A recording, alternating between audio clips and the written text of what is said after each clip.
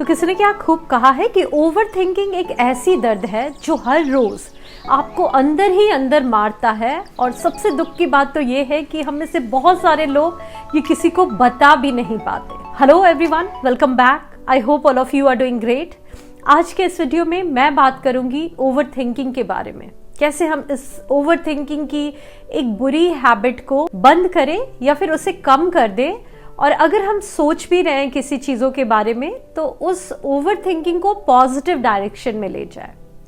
तो इसी के अराउंड हम इस वीडियो में बात करेंगे। तो वीडियो स्टार्ट करते हैं, लेकिन उससे पहले एक छोटी सी रिक्वेस्ट करूंगी गाइस कि अगर आप इस चैनल पे नए हो तो जल्द से जल्द इस चैनल को सब्सक्राइब कर लो। तो सबसे पहले मैं ये कहूंगी कि जिस वजह से भी आप ओवर थिंकिंग कर रहे हो, आप खुद के अंदर झांक के देखो कि क्या असली रीजन है। जैसे फॉर एग्जाम्पल, अगर एक इंसान के वर्क प्लेस में मीन्स काम उसका अच्छा नहीं चल रहा है, तो आप देखोगे कि उसका बिहेवियर घर में भी अपने परिवार के साथ, अपने बच्चों के साथ धीरे धीरे बुरा होने लगता है, क्योंकि कुछ और चीजों की स्ट्रेस है जो कहीं और निकल रही है। तो आपको वो मेन रीजन ढूंढ के निकालना है, और जब आप उससे निकालोगे तभी आप उसे ठीक कर पाओगे। जो कहते हैं ना, प्रॉब्लम की जड़, वो ढूंढ के निकालना है। सेकेंड पॉइंट है, आप जिन चीजों के लिए भी स्ट्रेस ले रहे हो, आइदर अपने करियर के लिए या फिर हो सकता है किसी इंसान की वजह से आप बहुत ज्यादा स्ट्रेस्ड हो कि वो इंसान आपके साथ ऐसा क्यों बिहेव कर रहा है ना। ये सारी चीजों की वजह से आप ओवर थिंकिंग करते हो। तो देखो, सबसे पहले तो ये समझो कि बाहरी चीजों पे आपका कंट्रोल नहीं है। तो आप सिर्फ अपना ही काम कर सकते हो। सामने वाला इंसान आपके साथ कैसे बिहेव करेगा ये फुल्ली आपके हाथ में नहीं है। तो कुछ चीजें अगर बहुत टॉक्सिक हो गई है तो उसे जाने दो, क्योंकि फिर उसी वे में आप पीसफुल रह पाओगे और वो भी इंसान खुश रह पाएगा। लेकिन अगर आपको लगता है कि नहीं, जो भी है मुझे उस सिचुएशन को ठीक करना है, उस इंसान को या फिर उस सिचुएशन को मैं जाने नहीं दे सकता या दे सकती, तो ऐसे में आपको उस पे काम करना होगा। सिर्फ सोचने पे अपना टाइम वेस्ट नहीं करना है, बल्कि उसे कैसे ठीक करोगे इस पे अपना फोकस ले जाना है। तीसरी बात मैं ये कहूंगी कि जिन भी चीजों के बारे में या जिस सिचुएशन के बारे में आप स्ट्रेस ले रहे हो, ओवर थिंकिंग कर रहे हो, तो जैसा मैंने ये सेकंड पॉइंट में बताया, आप ये खुद से पूछो कि उस चीजों को ठीक करने के लिए आप क्या एफर्ट दे रहे हो या फिर आपको क्या करना है। वो सारी चीजें लिखो, कैसे आप उस चीजों को ठीक कर सकते हो। जैसे हेल्थ, वेल्थ, रिलेशनशिप, हैप्पीनेस, इस 4 एरियाज में ही प्रॉब्लम हो सकते हैं मोर और लेस हम सभी के लाइफ में।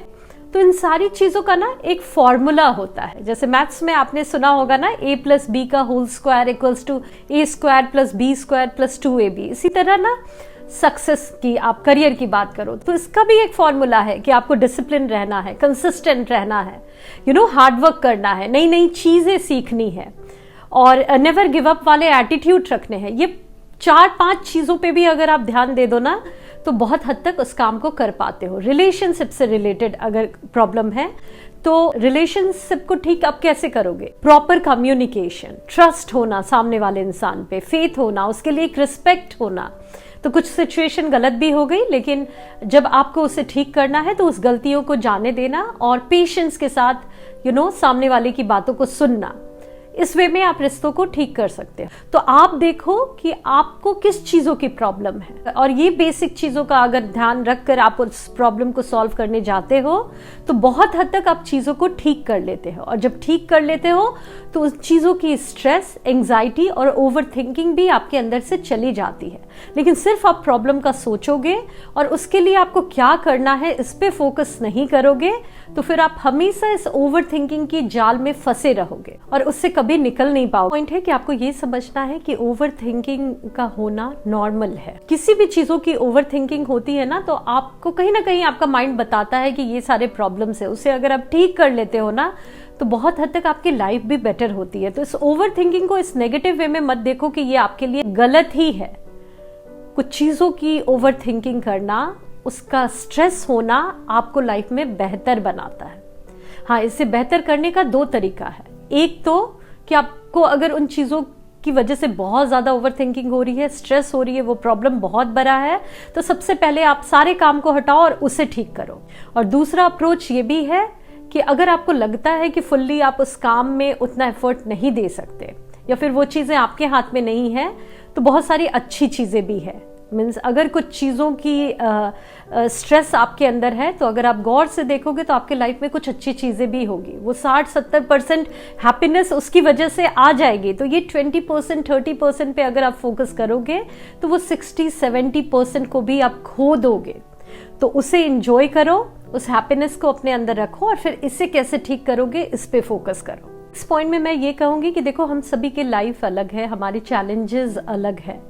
किसी को कुछ करना है, किसी को कुछ और करना है ना लाइफ में, और स्ट्रगल्स भी सबके अलग है। तो एक टाइम तक तो हम सभी को अपनी बेसिक नीड्स के लिए दौड़ना पड़ता है कि करियर अच्छा हो जाए, हेल्थ सही रहे, एक फैमिली हो, रिलेशनशिप, हैप्पीनेस, इन सारी चीज़ों पे ध्यान देना होता है। लेकिन एक टाइम के बाद आपको आपकी गट फीलिंग बताएगी कि आपको आपके लाइफ के लिए क्या ज़्यादा मायने रखता है, और उसकी तरफ ही आपको जाना चाहिए। क्योंकि जब आप जाओगे उस वे में तभी आपको सेल्फ फुलफिलमेंट मिलेगी। जैसे आप करियर में ठीक ठाक कर रहे हो, लेकिन शायद आपको आपकी गट फीलिंग कहती होगी कि आपको अपनी एक फैमिली लाइफ अच्छी करनी है, या फैमिली लाइफ अच्छी है लेकिन आपको लग रहा होगा कि फिनेंशियली मुझे बहुत ग्रो करना है, या फिर सब कुछ है लेकिन कहीं ना कहीं मेंटल पीस नहीं है, तो मुझे अपने हैप्पीनेस पे काम करना है। और ये आपको खुद आप ही बताओगे। तो एक टाइम के बाद जब आप 40s में आ जाओ, है ना, तो आप खुद की सुनो कि आपका ध्यान किस तरफ जाता है, आपके लिए क्या सबसे ज्यादा इंपॉर्टेंट है, और उन चीजों की तरफ जब आप एफर्ट देते हो, उसे अपनी लाइफ में लाते हो, तभी आप सेल्फ फुलफिलमेंट को अचीव कर पाते हो। कुछ चीजों का और भी ध्यान देना है कि बहुत ज्यादा खुद को कंपेयर मत करो। सोशल मीडिया से थोड़ा डिस्टेंस बना लो।